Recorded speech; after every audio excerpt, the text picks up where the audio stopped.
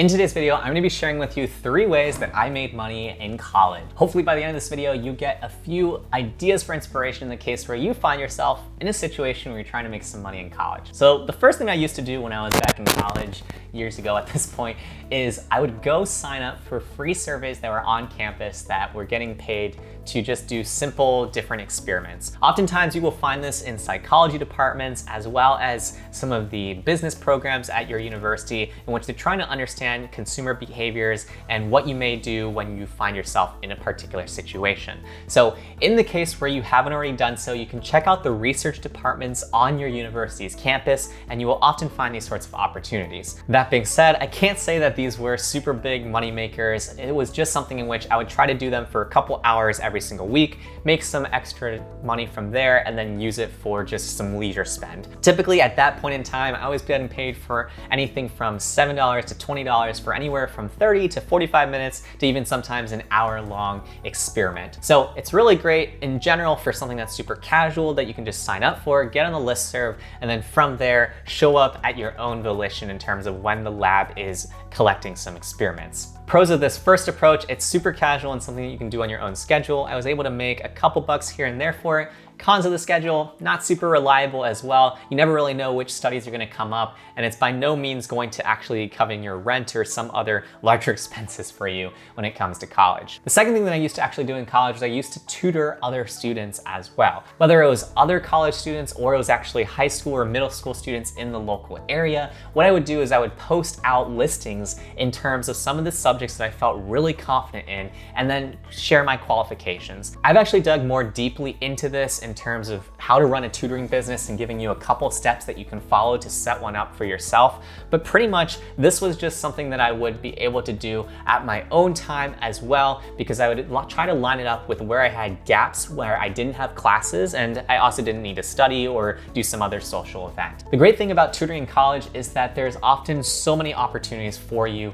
beyond just what you may have done when you were back in high school. When you're in high school, you're kind of limited to some of the core subjects like teaching the SAT, the ACT, and all those different tests that you have to take. But when you're in college as well, you can actually tutor other fellow students too, in which there are going to be some students that are struggling, for example, in understanding Economics 101 or understanding combinatorics or whatever it is that you are really good at. So it's really great for you to just find the local bulletin board for the different departments where you feel really strong in, create a simple sort of flyer where they can learn more about you or have a QR code that they can scan to learn more about your services, and then from there start to build your book of business. A big pro tip for you is try to make your first 5 customers incredibly happy with your services, over deliver every single time, whether that's by giving them more time, giving them more supplemental exercises outside of your tutoring session, or just in general being an awesome tutor that gets results for them.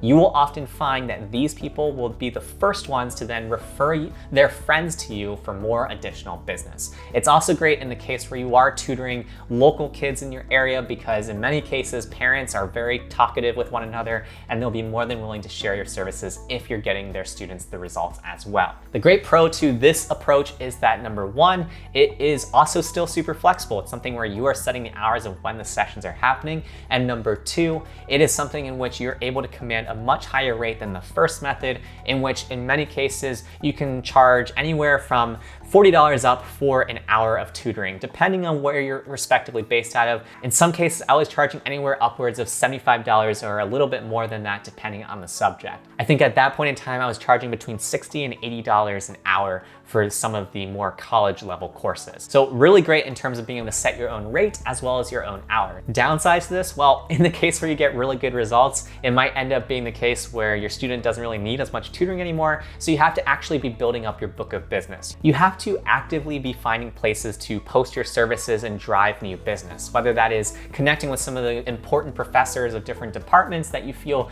really confident in tutoring, or just in general building up relationships at the local high schools or middle school areas by doing some free volunteering or things like that to build up relationships. So in summary, method number 2, tutoring in your local area. It can be a great side hustle, especially for a college student that might be managing a course load as well. And then the third method that I'd recommend for you, if you have the chops behind it, is to create a business on your college's campus. This is something that is so much more powerful than all the other methods, and it's something in which I was fortunate to join one of the most successful student-run storage and shipping companies at my university's campus. And so we did over $250,000 in revenue every single year. This took the co-founders of this business several years to get off the ground, but it was something in which by a few years in, they were generating over $250,000 a year in revenue for this business, and they were meeting the storage and shipping needs of over 1,000 students on our campus. So just to show you kind of the high upside here, what they did is they found a local warehouse that they could rent for a few months at a time,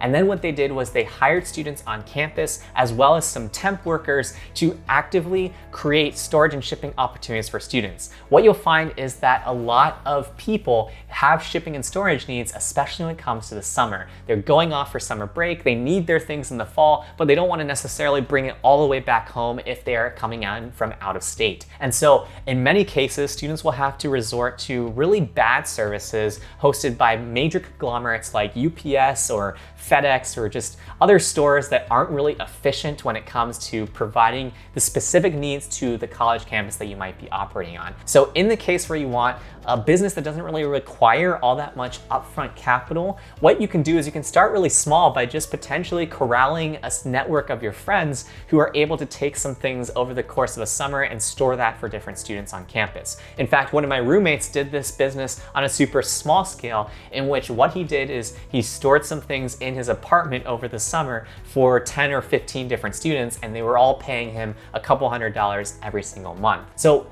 it's really great business because all you need is really to find the space to do so. But from there, what you can do is you can offer a service that is really needed every single year and is largely predictable. Over time, as you grow the business, you can get into other things. For example, for this storage and shipping company, they also sold boxes and supplies for students when it came to packing up their things. And over time, what you'll realize is that there's a whole nother operations side of things that you can do to really scale this business up. In fact, you can even see some entrepreneurs on YouTube that have done really well in this space in the last few years. Nick Huber from Sweaty Startup is actually one guy who's done this really well. He started with his storage and shipping company at Cornell University and then gradually scaled it out to different university campuses by scaling out the model. In terms of strengths of this third method, pros, you really become an owner of a business that is repeatedly going to have demand for you, and it's highly seasonal. So oftentimes this business that I worked for was only really active in the fall and in the summer.